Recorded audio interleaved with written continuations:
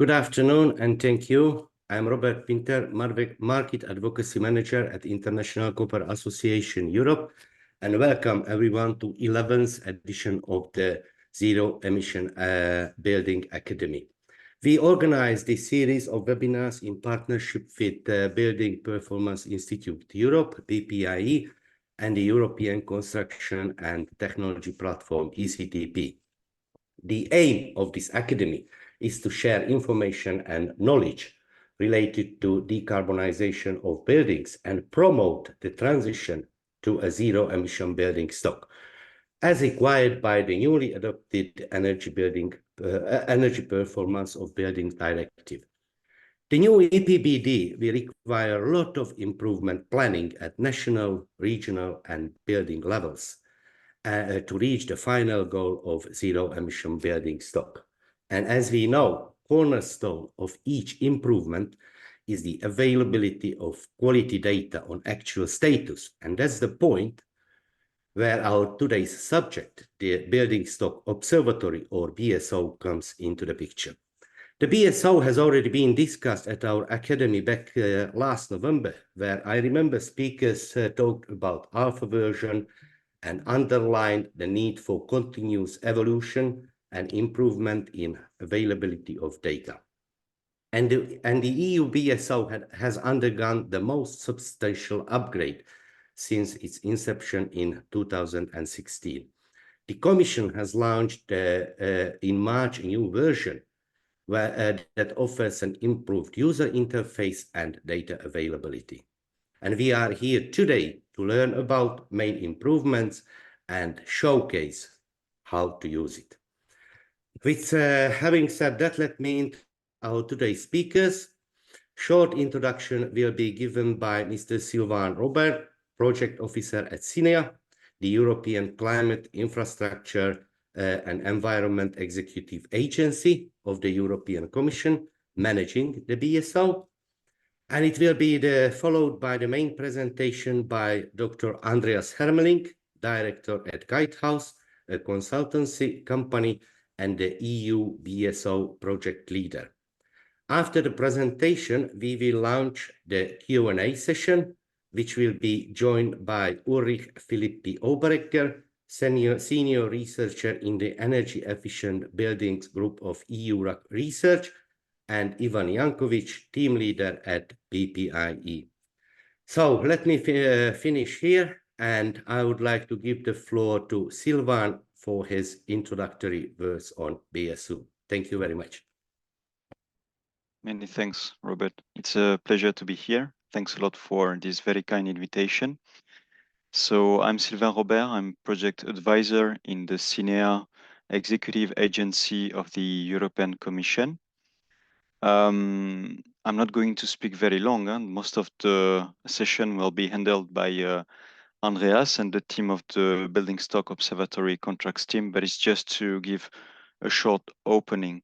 I wish to stress that I'm speaking on behalf of my colleague Bogdan Atanasiu, who is in DG Energy of the European Commission, and he's the one actually who supervises the overall work on the development of the Building Stock Observatory, which is an initiative on which the agency and the Commission services work hand in hand. So, as was mentioned on my side, I have the pleasure to supervise the service contract in charge of supporting the upgrades of the BSO that have taken place over the last year. So just the context, you all know probably that the European Union's buildings, residential and non-residential, are one of the key sectors for the energy transition towards a climate neutral economy in 2050. They are responsible for about 40% of final energy consumption and about a third of energy-related greenhouse gas emissions. The energy performance of the building stock can be improved through the renovation of existing buildings, through the construction of new buildings to low energy consumption and low emission standards, and the use of more renewable energy. However, because the building stock is complex and the data available is scattered or incomplete, it's quite challenging to have sufficient fact-based evidence for policymaking and for monitoring progress. So the EU Building Stock Observatory, the BSO, was created as a one-stop shop aiming to fill this need and to provide a better understanding of the energy, emission, social and activity patterns of the EU building stock. This through a reliable, consistent and comparable data set.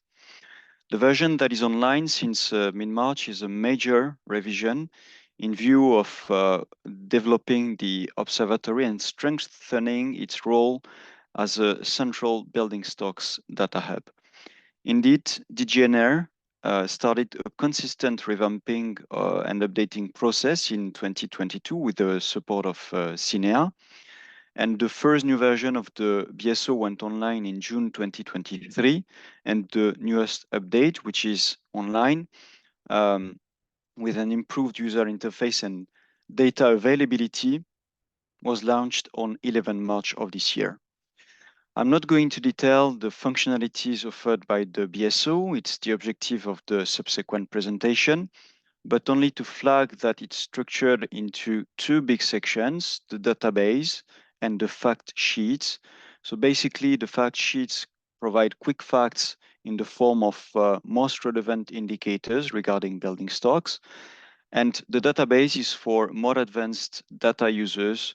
And every data set there can be viewed per topic, year, country, for the EU or for the EU as a whole. So as you will see, or you already have seen maybe, everything is new. Thanks to this most recent update, the user experience and data visualizations are significantly improved and more combinations between available indicators are available. The data sets also have been updated and expanded with, for instance, information about occupancy, tenancy type, and social aspects related to energy poverty. The observatory's role will become even more prominent following the recast of the Energy Performance of Buildings Directive. It will be the EU repository for the main data from national databases on the energy performance of buildings and the main place where the Commission will report annually on the progress on energy performance of buildings in the Union. So this implies, of course, further upgrades of the BSO, and for this reason, I would advise you to stay tuned on future developments.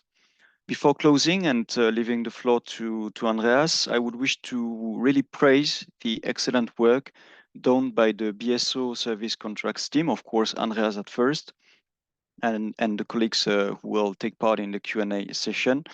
And thank all the team for having made it possible to take the BSO to the next level. Thank you. Robert, back to you.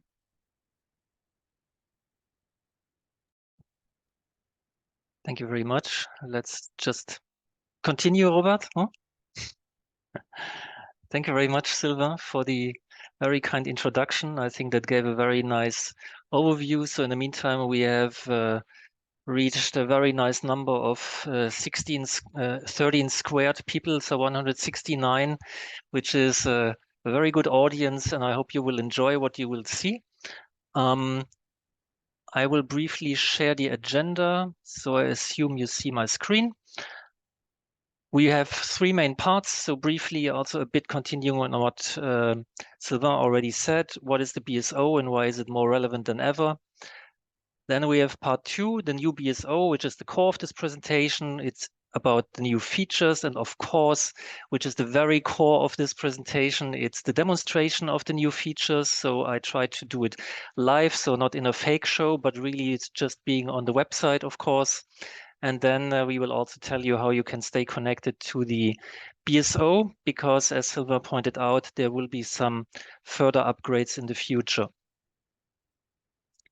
So what is the BSO and why is it more relevant than ever? First of all, if you have never heard about the BSO and you're really new in this session to it, the main thing, first of all, is that we are talking about a web platform, which is meant to be open to all stakeholders, which first of all is the member states, which Sylvain just explained, will also play a more important role also in the BSO in the future. Of course, it's also meant for industry players, NGOs, and research institutions to get the most up-to-date information on the European building stock. The purpose of the BSO is that it should facilitate better energy performance and climate neutrality of EU's building stock, which, as Sylvain also pointed out, is very, very much relying on having good data about the building stock, which allows us to monitor what's going on, to understand why it is going on, and then also to take appropriate measures to get it where we want it to be. This also means that ultimately it is meant to support the whole policy cycle. So from first ideas to design, implementation, and monitoring, and then doing corrections on the basis of the data that you have. And as we've also heard, it is really meant to become the central data hub on the European building stock. As Sylvain also pointed out, the new EPBD really gives a very strong boost to the BSO. He already mentioned that according to Article 19, that's the specific place where you find it in the EPBD, each member state, of course, shall set up a national database for energy performance of buildings, and member states at least once per year shall ensure the transfer of the information in the national database to the Building Stock Observatory. So this means it's really becoming or meant to become the central data hub also for member states reporting on the content of their national databases. So you can expect that during the next few years, there will be a strong development and an inclusion of much more data than what we already have today, which is quite a lot, as you will see. The second article, the booster number 2, is the National Building Renovation Plans. So within that, we have Article 3, number 8, which is the second point where the Commission shall monitor annually the evolution of the energy performance of the EU building stock and publish the information through the EU Building Stock Observatory. So the EU's Building Stock Observatory, let's call it BSO from now on, will be the platform not just for the member states, but also for the Commission itself to report on the building stock development. So now what is new? So Sylvain said, of course, we have a new portal where everything is new, but what is also new is the philosophy behind it. So I guess having 172 participants in the meantime, some of you will recall the old BSO, which had a lot of empty bottles, as we call it, a lot of variables and indicators which were meant to be filled, but which turned out to be really complicated. And so the result was that quite a lot of these buckets were not filled.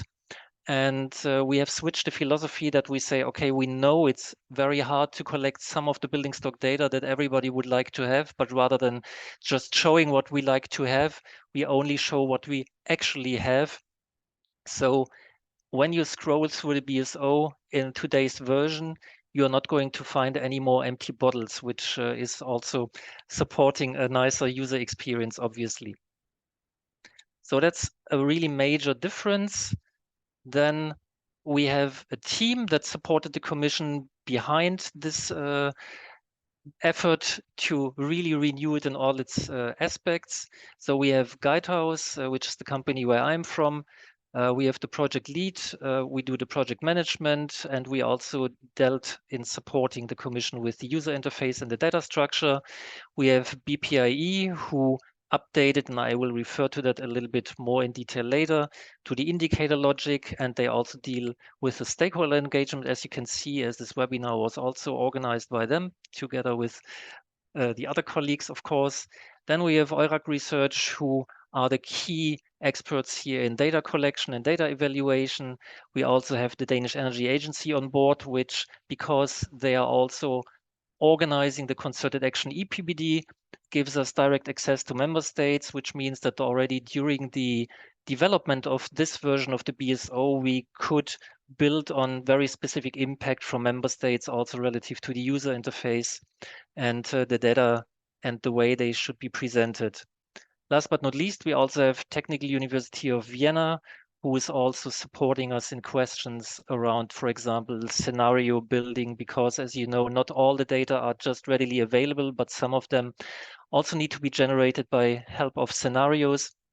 And that's where the colleagues from Vienna support. So the new logic is also built on not having empty bottles anymore. I explained it before. And the three pillars behind it is that we really only show what is collectible. For most of the member states, you always need to imagine that if we want to have an indicator, it shouldn't just be available for 1 or 2 countries, of course, but ideally for at least the bulk of the 20 EU member states. And ideally, we also have a number for the whole of the EU 27, which is then not always just the sum of everything, but sometimes also kind of a weighted average or something like that. So this is about the collectability and the availability of data. And then, of course, we are not just collecting everything, but of course, I referred to the purpose of the BSO. It should be relevant for the purpose of the BSO, for policy making, and also for the stakeholders that are addressed with the BSO. And then last but not least, we also are very interested in a consistent data set, which means that only in very exceptional cases, we will have one-off data if they are really of a very high interest, but typically we are trying to look for indicators where we can expect or where we already have a really time series. So data that is available for several years and has been collected in a similar way so that data from different years are really comparable to each other. And of course, which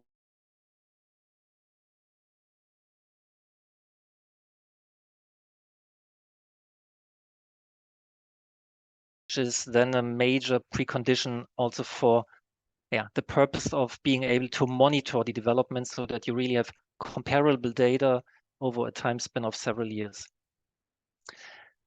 This is one of the things which was part of the indicator development by BPIE driven. And here you see that we, first of all, in theoretically thinking about, okay, how can we structure the data? First of all, we have a full population, for example, the total floor area. But then, of course, there are different criteria how you can split up this total population of total floor area, for example. So we call these criteria that help us to further split up a total population granularities. And here I have prepared a very generic example so you understand the. So first of all, we, for example, could split up the full population into the building use or by building use. For example, we say, okay, it's residential building versus non-residential buildings, or we can even further split up these two groups.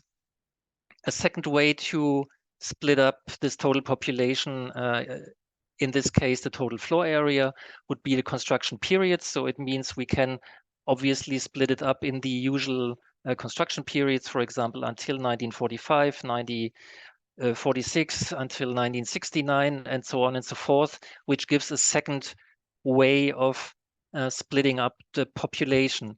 But then, of course, depending on how, in which granularity your data is available, you can even cross different granularities, as you can see here. So just in the example above, we have 3 ways of splitting up by granularity 1 and 2 by granularity 2. And when you multiply them with each other, in the end, you have a split of your total population into 6 subsets. And you will see that also in the demonstration that we tried to make these different granularities accessible as far as possible in the most user-friendly way by really having a dynamic surface, a dynamic user interface, which is in principle changing somewhat depending on the granularity and the type of indicator and data that we have. So that's one of the major improvements that we've done. So not just a one-size-fits-all approach, also for the user interface, but we really made it adaptive to the kind of data and the granularity that we have and that we could find.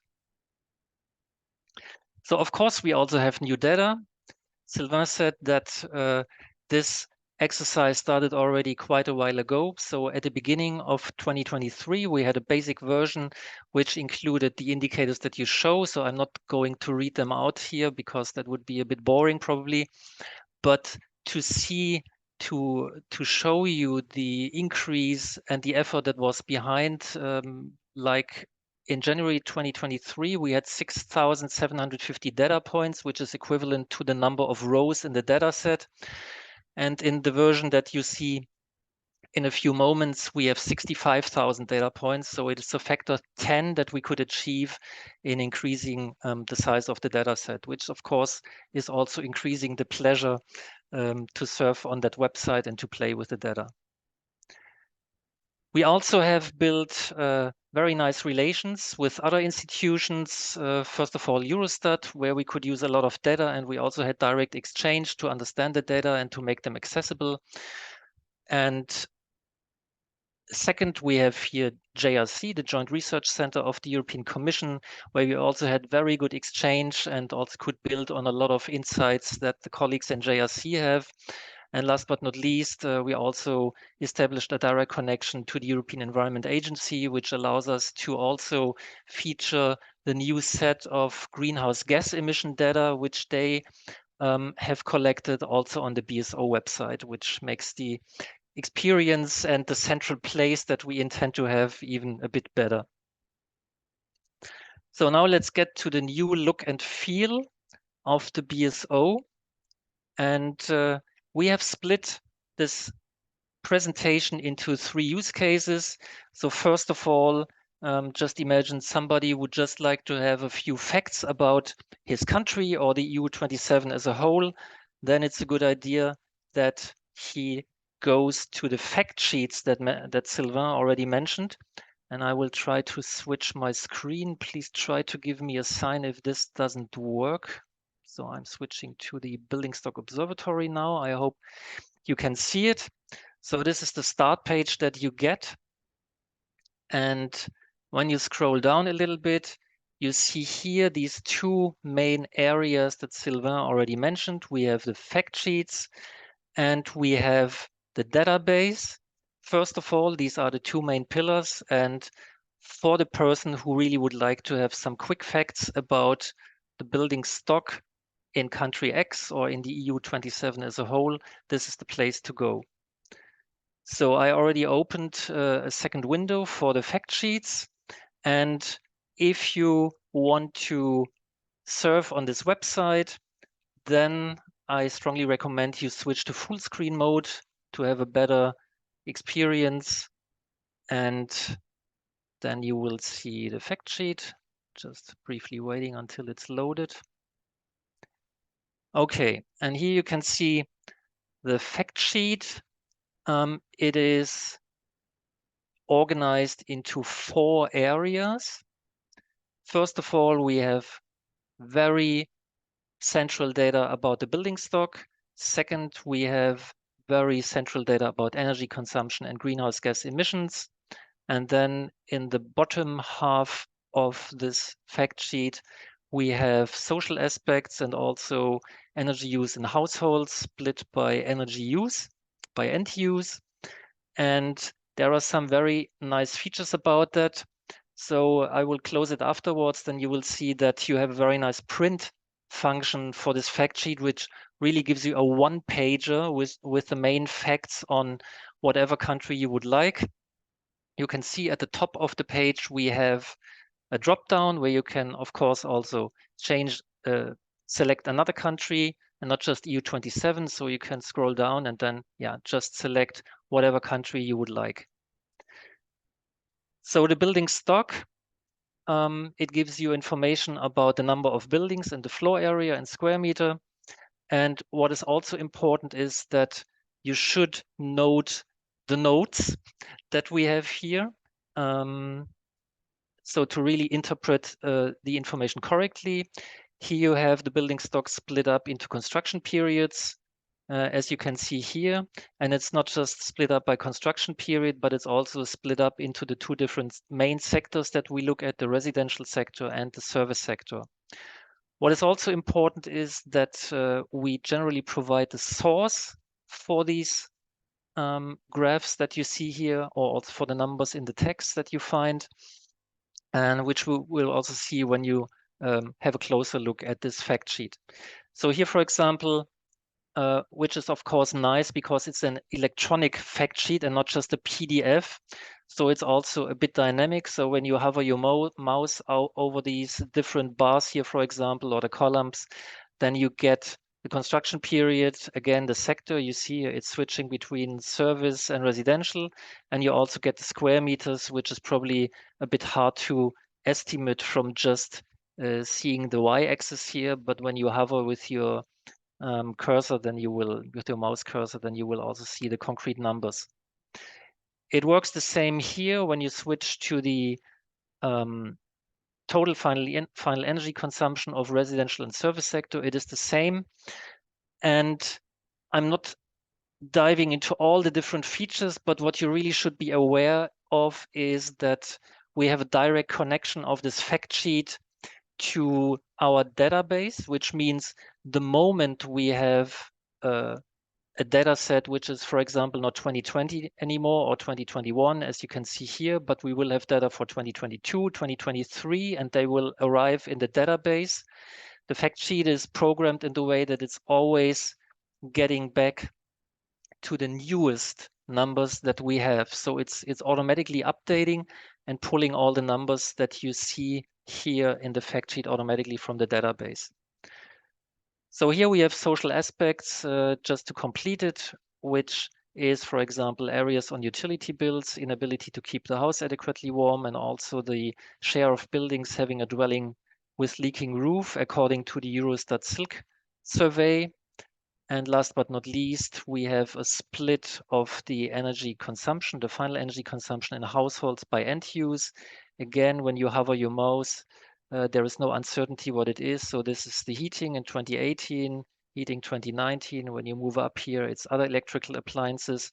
So there is no uncertainty. What we also try to do with this flexible granularity approach is that we were aware that for some years, you probably have different granularity than for others, which you can see very nicely here in this picture. For example, for these years here between 2010 and 2018, 2017, sorry, we didn't have the split by different end users, but we still are able also, due to the structure that we set up in the database, to show the total value. And then for the other years where we have the split, of course, you can still see the total, but you can also see how it is split up.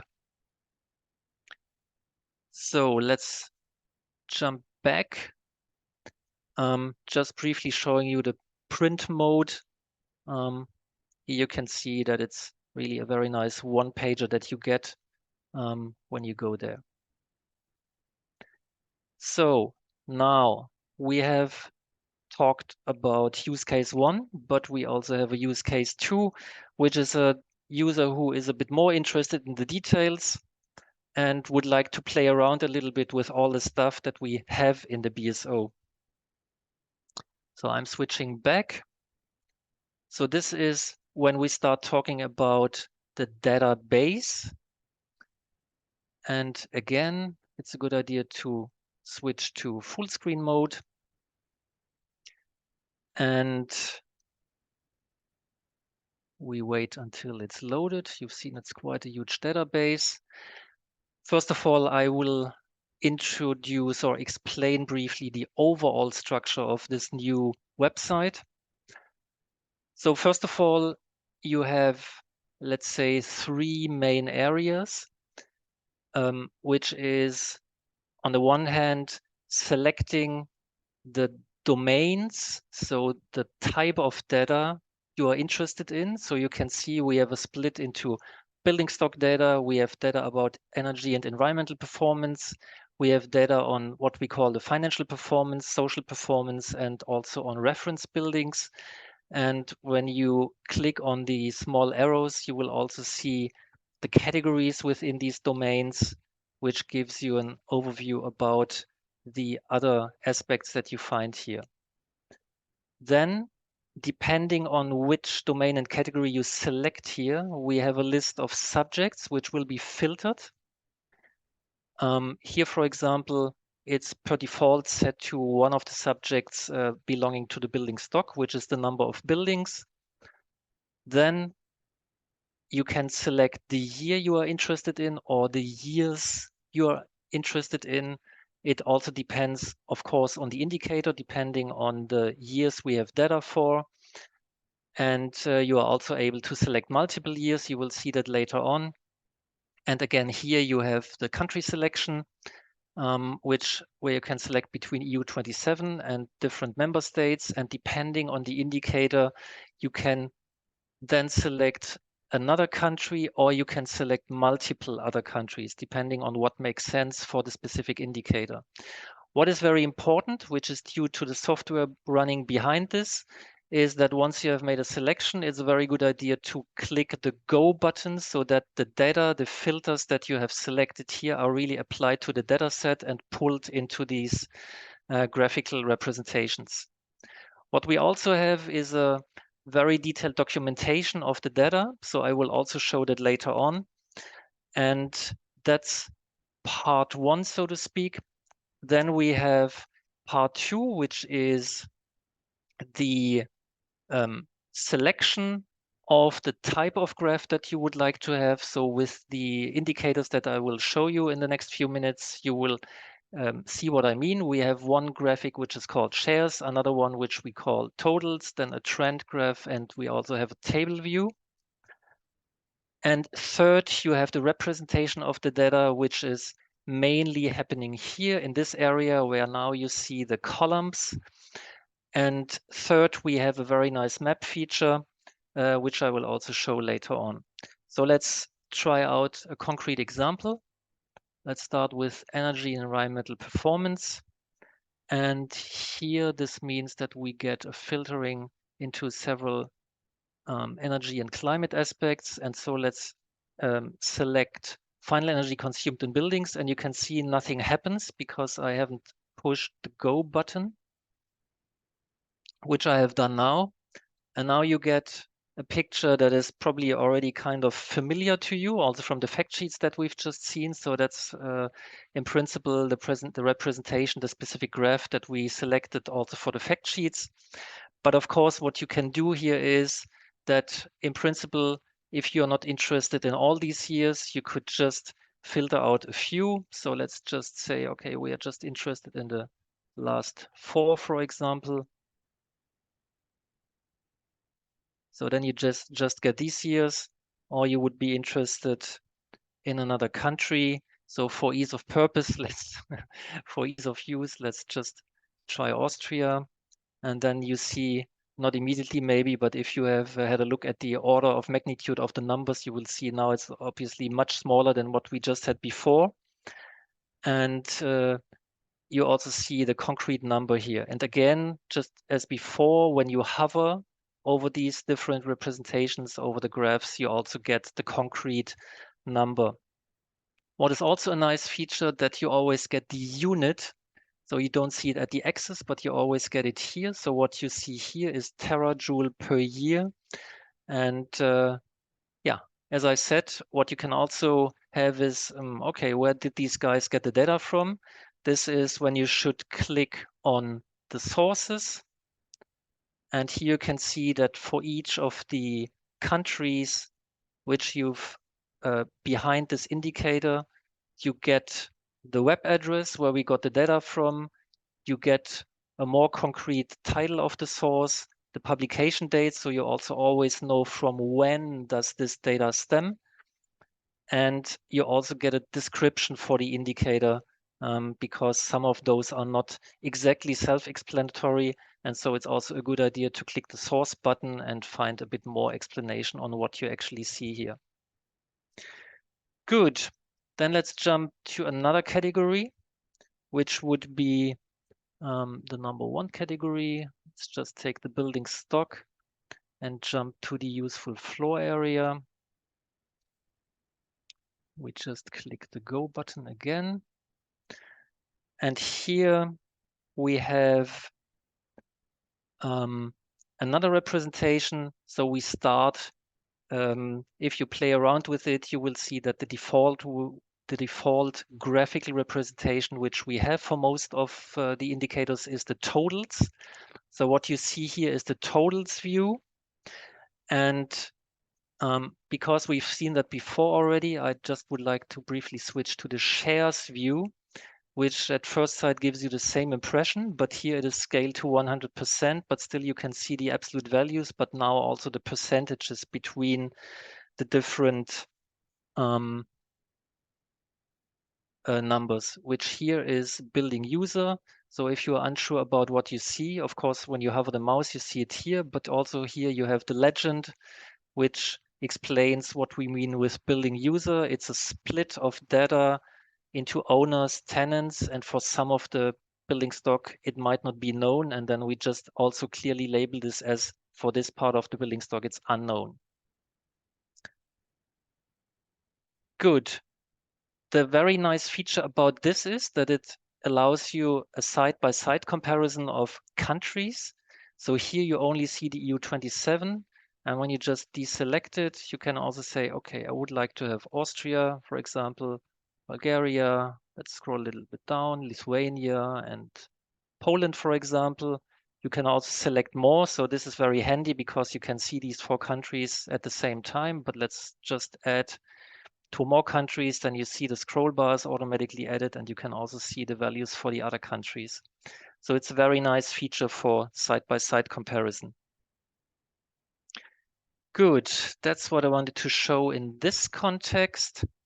And then let's go to the next one, which would be the financial performance. Yeah, sorry, I just switch back one more. The floor area. No, let's go to financial performance. And here we have the price of final energy. Go.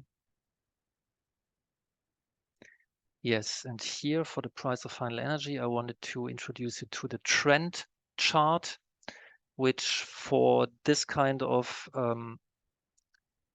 indicators, of course, makes a lot of sense, that you can really see the development. What you would expect, of course, is that during the crisis here, the prices deeply increased.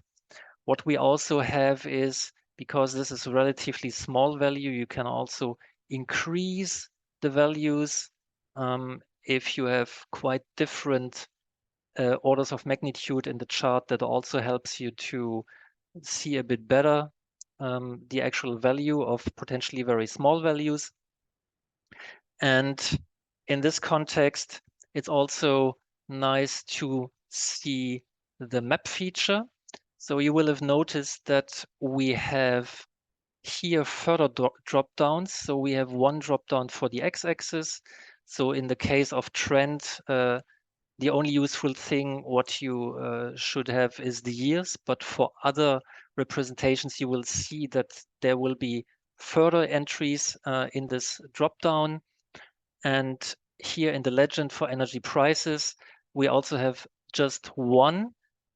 And there are also cases which I can show later if you like, where you will have different representations. And then we have another one here where you can switch between the residential and the service sector. And so you always very clearly know what you see. So here it's the year. If you don't select it, it will be always, the whole set of values. But then you probably wonder, okay, what is it what we see in the map? So what you see in the map is also, if you don't select anything else, the latest year. And here you see it for the residential sector and for an energy carrier that you can select. So we can select here between natural gas and electricity. So it doesn't make sense to have a color map or a heat map, so to speak, where you have both energy carriers at the same time. So typically what you do here in this drop down is that you select the different subsets which belong to the legend, so the energy carrier. Which energy carriers do we have? You need to decide for one in order to see a meaningful representation in the map. So when you hover over the map, of course, you can again see the different values, but we have a very nice full screen view here also, which allows you to hover over the countries a little bit nicer and of course, see the countries a bit better and find the country you want. Okay, last but not least, we have two more categories, the social performance and the reference buildings. I just want to briefly show the reference buildings. Here you can select between U value, thermal mass of building elements, and material use. I will just briefly show the material use because that gives you a completely different view. You can see here again all the different countries, the different building types that we have. And here you see the preferred material for the building envelope element ground floor. You can also switch to other elements where you then will see, okay, what is the preferred building material for the roof, for example, in Austria in the construction period 1970 to 1979. What we also have here is a download function. So if you have a table view, which of course you do not just have for this indicator, but also for all the other indicators, you can go to export data and then you get exactly this set of data that you have filtered out here. Good. So that was let's play with the BSO, but we also might have the data nerd who says, I want to have the whole data set and to play around with it myself. So even this you can have. When you go here to the start page again, you will see that you find here the option to download the whole BSO dataset. There are also other options. There is a user manual, which I strongly recommend to read, specifically if your intention is to use the BSO dataset. And in the meantime, there is also a video tutorial, which is very nice, which you also should have a look at in order to really understand what this is about. So I will briefly click on the dataset. Because I would like to highlight one specific point or two specific points. You see one tab, read me first. And so you can imagine what it means. So if you really want to work with this file, what you should do first is read the read me first tab first in order to really understand how this file is structured.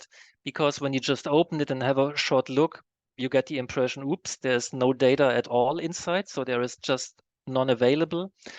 But this is due to the structure that I explained before with the granularities.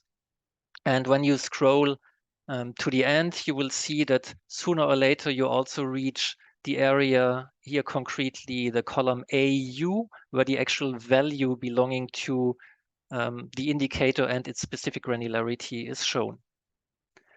Okay, so let's switch back to the presentation. Very briefly, of course, we want you to stay tuned to the BSO. So what you really should do is subscribe to the BSO newsletter. And what we will also have is a series of workshops where we want to discuss different aspects of the BSO.